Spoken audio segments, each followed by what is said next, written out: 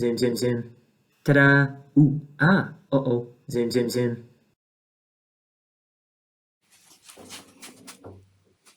Let's talk about stars again.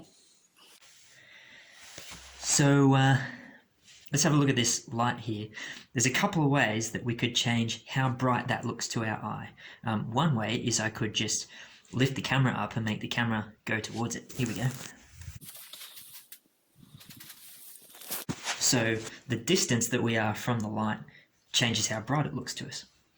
Here's another way we could do it. We could actually change the power output of the light itself.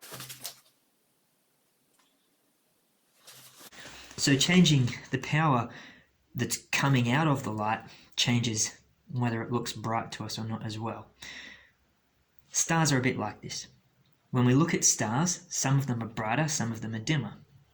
And well, that brightness and dimness could be a combination of distance to the star and the power output of the star.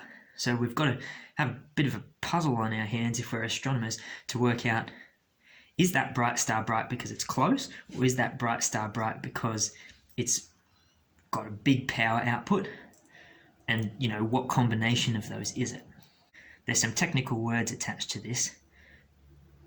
Brightness is a measure of how bright it looks from Earth. And magnitude, it's a different scale, but it's a similar thing. It's how bright does it look from here.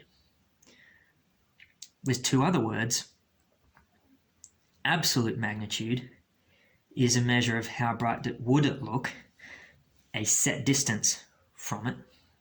And that's related to a word called luminosity. And luminosity is basically just what's the power output of that star. So when we look at a star from Earth and we see, oh, that one's bright, that one's dim, it's always a combination of the actual power output of the star, the luminosity, and how far away from us it is. Lockdown again. Lacking motivation.